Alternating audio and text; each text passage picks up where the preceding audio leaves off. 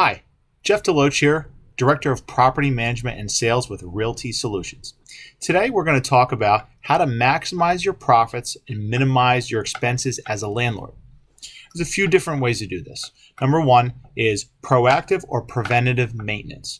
What that means is pretty much exactly what it sounds like. So any type of regular maintenance that you can handle in order to fend off any type of maintenance request coming down the road for lack of doing that preventative maintenance is what that means here. So regular HVAC maintenance, whether it's on your air conditioner, furnace, your ductwork in your house, even dryer vent cleaning or chimney cleaning, any of those type of ventilation HVAC type items that you can get regular maintenance done ahead of time will cut down on calls coming in from tenants later on with no heat calls, air conditioning calls. I can't use my fireplace because the chimney is blowing smoke out of the bottom of it because it's never been cleaned for the last 20 years.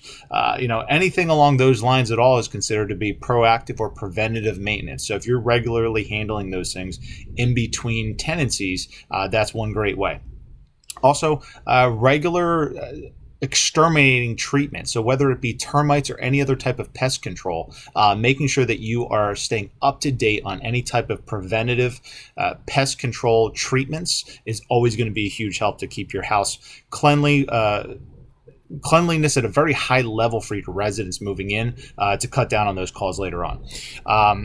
Number two, passing certain responsibilities and costs onto your tenants.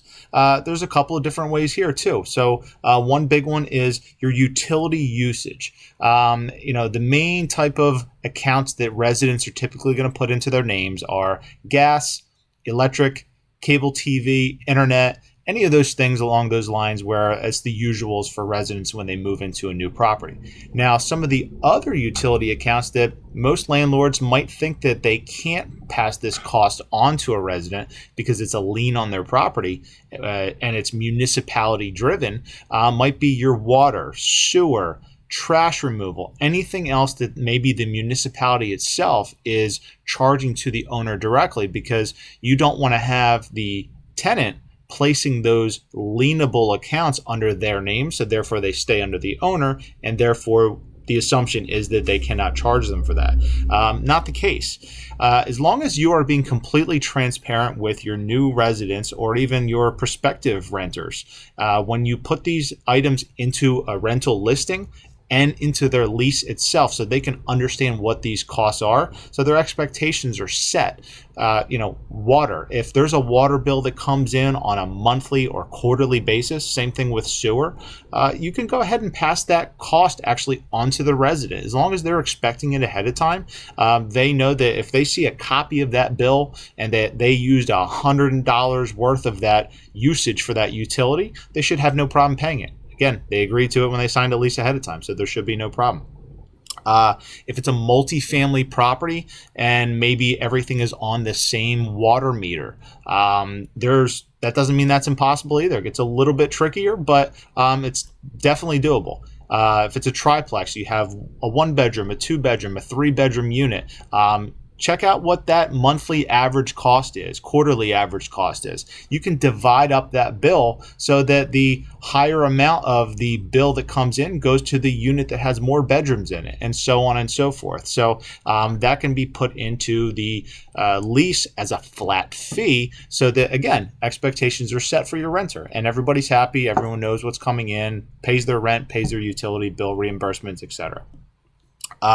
Another one is landscaping. So if you have a single family home that you are renting to your new residents, I would always recommend passing that landscaping responsibility onto the residents, because even if you might have a certain idea of what the condition exterior wise that you want it to be as the landlord, that's still something that you would have to pay for ahead of time if you want it to be done that certain way. Now, there's pros and cons to doing that. Obviously, if you're going to pay a landscaper ahead of time and not have the resident do that, that's going to be a cost, but you might also fend off some neighbors potentially not liking the way that the outside of the property looks that can create some extra noise, or worse off, the municipality themselves sees that the person who's living in your property is not keeping up with that exterior maintenance. And next thing you know, you get issued a summons by the municipality, and that summons is not going to the resident, it's going to you as the owner. So now you have to figure out how to way to get reimbursed for a violation, a fine, by the resident that actually had caused this. So it can create a little bit noise that way. So that's another way to, kind of get ahead of the game if you're able to figure out which one of those items you're going to do, pay for it yourself, or pass that along. Lastly, trash removal. So if it's a single family home, there are some municipalities that will actually have a flat fee charge for trash removal, whether that's a monthly basis or quarterly basis. It depends on where the municipality is. However, there are multi-family units that work a little bit differently. So anything that's more than one unit might have some sort of a trash receptacle or a dumpster on site where a company actually comes to pick that up, and they charge on a weekly basis, or maybe they do on a monthly basis, something like that. So any of those type of items are something that, as long as you have that information of what you will be charging and what will be tenant responsibility in your listing and as well as your lease, then you should have no problems. Everyone's expectations are set.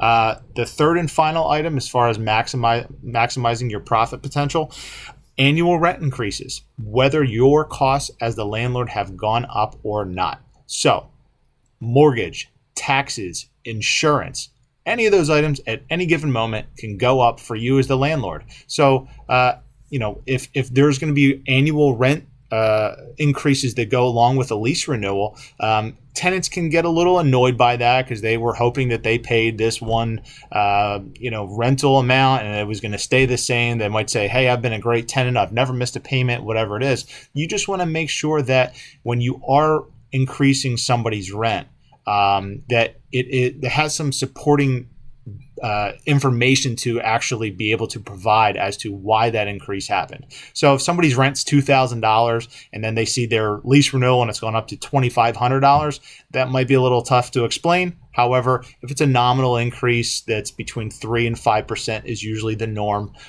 you can explain to them, look, my taxes have gone up. You asking your resident to share in that cost is not an unreasonable request. So that's certainly a great way to kind of help with some of those costs and to maximize your potential, because there's no reason why a resident shouldn't get an increase if you did get one. So all of those items are great ways to maximize your potential. If you ask any property management company, property manager, or experienced landlord, they might have different ways. Those are the great ones that I can think of.